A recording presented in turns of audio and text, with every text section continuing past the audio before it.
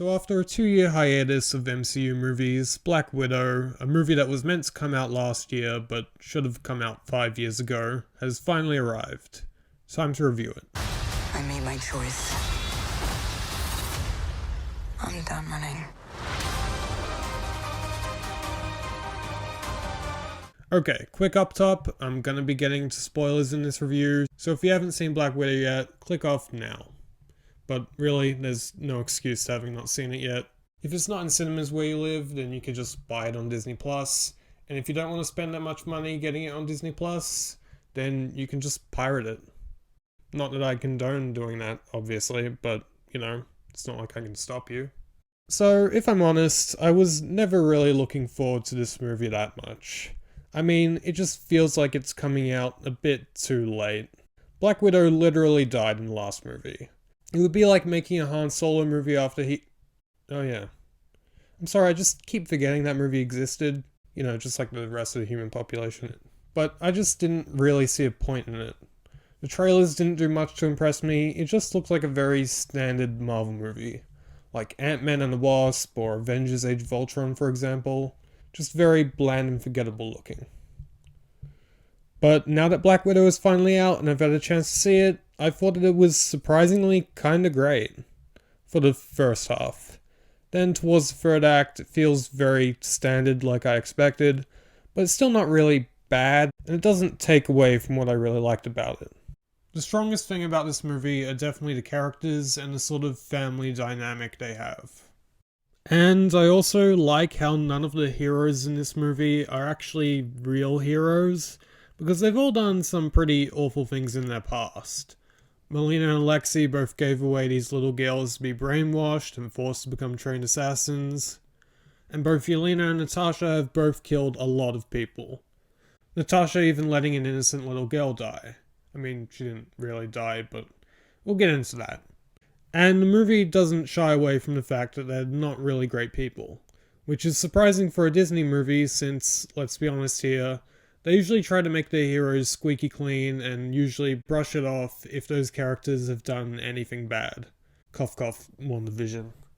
Natasha Romanoff gets a lot more characterization in this compared to any of the other Marvel movies, but the standouts were definitely Florence Pugh as Yelena and David Harbour as the Red Guardian. Rachel Weisz as Melina didn't do too much, to be honest. I mean, she was just kind of there, I guess. She had a little bit of fun banter with David Harbour, but that was about it. But anyway, Florence Pugh as Yelena is a lot of fun to watch. She and Natasha had some great banter, and it was really interesting that because she was raised early on in this unusual environment, seeing her trying to reconnect with these people that she remembers as her family, but in reality never saw it the same way, and didn't really care for her as much as she thinks they did. It's handled really well and is kind of heartbreaking, mostly because of Florence Pugh's performance. David Harbour as Alexei, aka the Red Guardian, was very entertaining. He's got an interesting backstory and he works really well as a comedic relief type character in this. Sometimes it did kind of feel like he didn't really belong in this kind of movie though.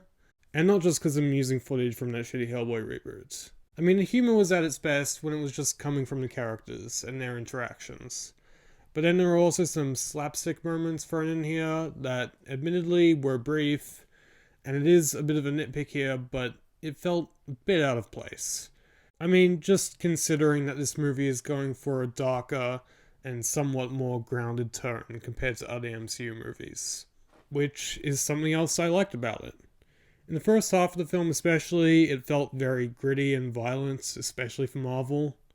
Even though it's pretty bloodless because it's PG-13 and has to be marketed towards kids. But still, this is probably the most violent movie in the MCU. And even as the action scenes got progressively less and less grounded, aside from the final action scene, I still enjoyed them a lot. The motorbike/car chase scene especially, I thought was really well done. It felt a lot more visceral than your standard Marvel action scene. It reminded me more of a James Bond or Mission Impossible type action scene in that way. The best action scene though was definitely the Natasha versus Yelena fight. All the fight choreography was great, and the stunt work especially just made all of it feel so hard-hitting and brutal. I really hope we can get more action scenes like this from Marvel in the future, where it's just non-superpowered people using what they can to beat each other up. I mean, those kind of action scenes are always really enjoyable. Also, the end credit scene was a cool setup for the Hawkeye show, even though I'm sure Yelena and Hawkeye will just end up fighting for a bit, and then she'll learn the truth, and they'll be best friends. Also, who even is this lady? I mean, like, what is she doing? I don't get it.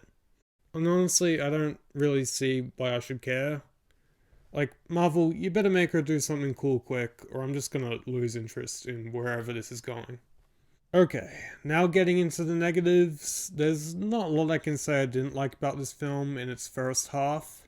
I think the song choice during the opening credits sequence was very strange and off-putting.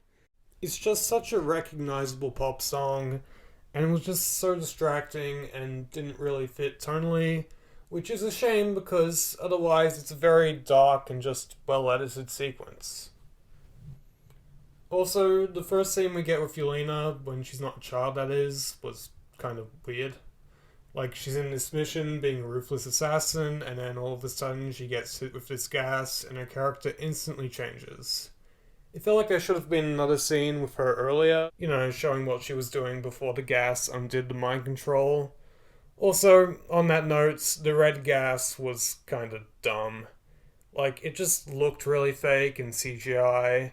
And the film did a pretty half-assed job explaining where it came from. Just a bit of a lazy MacGuffin device.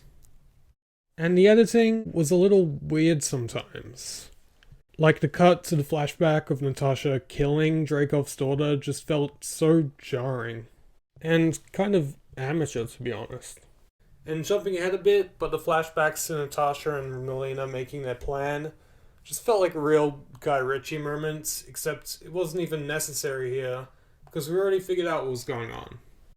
Then we get to the third act, and I'm gonna be honest, the movie started to lose me.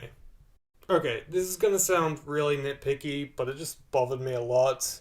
The fact that Dreykov, this slimy underground criminal, was hiding out in this space station-like place was just too silly for this kind of movie. It would work more in like a Kingsman movie, for example, but not this. I know it was set up with Natasha watching Moonraker, but that movie is camp all around, so it works. This isn't. Just totally lost me on the grounded nature of the film. I didn't mind the pheromones that stopped Natasha from killing him though. That felt more like something you'd see in a Mission Impossible type movie, so it still worked for me. Also, I couldn't give less of a shit about comic book accuracy or anything like that. I mean, maybe if I read Taskmaster comics, I'd change my mind. But still, the Taskmaster twist was just so dumb. And it took away the impact of Natasha having to live with this guilt of killing a child, which could have been a really interesting inner conflict that Natasha had, but nope.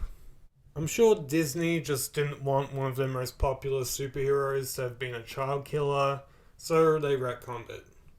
Also, the dynamic Dreykov had using his daughter as a drone to do his evil deeds just felt like a complete clone of Stryker and his son in X-Men 2. I mean, I guess it doesn't matter since Disney owns the rights to that movie, but still. Also, future me just jumping in here, but wow, I've said the word also like so many times during this review. Like, honestly, it's embarrassing. I need to update my vocabulary, I'm sorry. So, this is just me being a conspiracy theorist, but Dreykov is meant to look like Martin Scorsese, right? I mean, this movie wraps like 2 days after Scorsese publicly criticized Marvel movies, but I don't know. It's been confirmed that reshoots did take place, so maybe? And yes, I did look into this, because I'm a crazy person. I mean, if I'm right, then that's just a really petty thing to do, but it might just be a weird coincidence, I don't know. And then we get to the final action scene, which wasn't bad necessarily. Well, I mean, aside from this moment.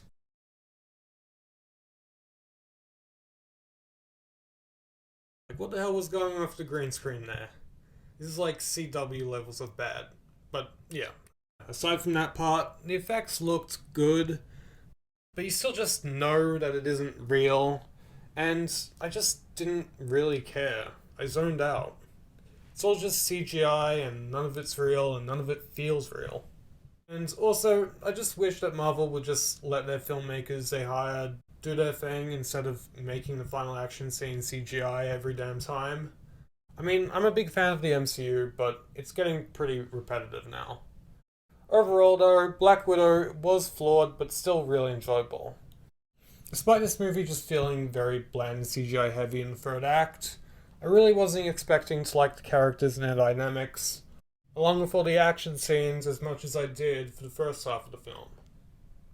So that was a pleasant surprise for me. So all in all, I'm giving Black Widow a 7.5 out of 10. Anyway, that's what I thought about Black Widow. Thanks for watching, I really appreciate it. If you want, you can follow me on Twitter @CinemaGeekYT. Leave a like and subscribe for more videos like this one.